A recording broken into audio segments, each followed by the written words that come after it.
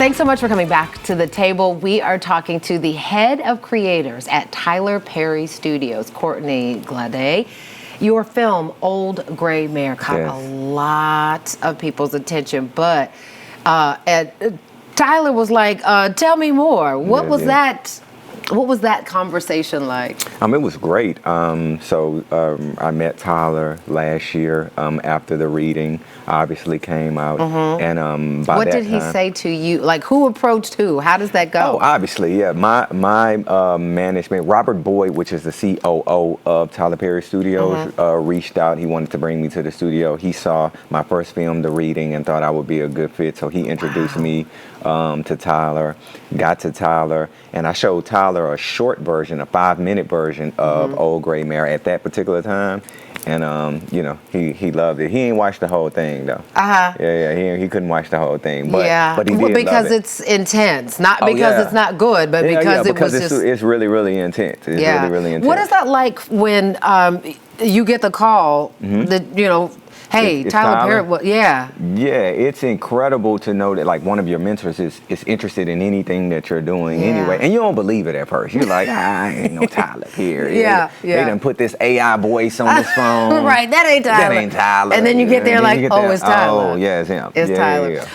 Let's talk about some of the research. You were really detailed about understanding beyond what your experience was like with your own loved one. Right. Tell me more. The stories that I tell, I like them to be as factual as it possibly can, because I feel like those are the stories that relate to people the most. And so I wanted to do the research on a different perspective than mine. So I went out and found organizations that would house people with dementia and talking to caregivers to get their stories and the things that they had, because I didn't want to write the story from one perspective. So I really, really went out and found out what exactly dementia was, and also Alzheimer's, and how those things worked, and really, really spoke to like caregivers and family members about how it would affect the family, how they would treat their family member who has, how they would miss it.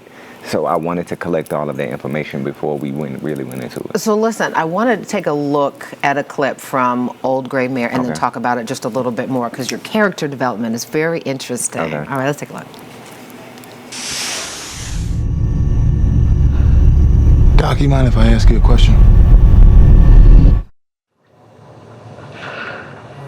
Old Gray Mare, she ain't what she used to be. You barely see her. Popping in once a week does not warrant her being left alone.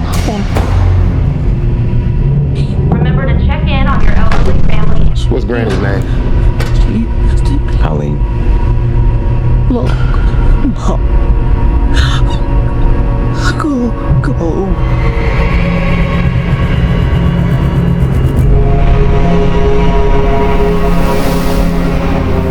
Just the music. Just the music. You feel it. You do. Give folks a sense of what this is about, right? Because right now this is in film festival mode, so not everybody can put eyes on it, but tell me more. So the film is about a grandson and a grandmother, and the grandmother's going through dementia right now, and he doesn't realize that she is.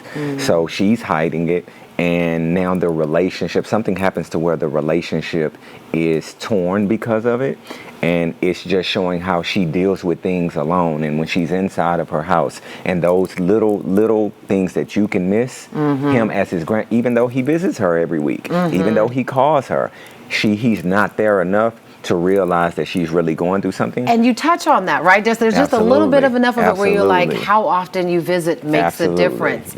Understanding the irritability and understanding that sometimes they're not always the person who raised you or loved you. It's different. And she's not who she used to be. And sometimes even as a grandson, it's hard to see that the grandmother that raised you, that could do anything, can't do those things anymore. What did you learn about yourself, and even maybe reflecting on the relationship with your grandmother from doing this?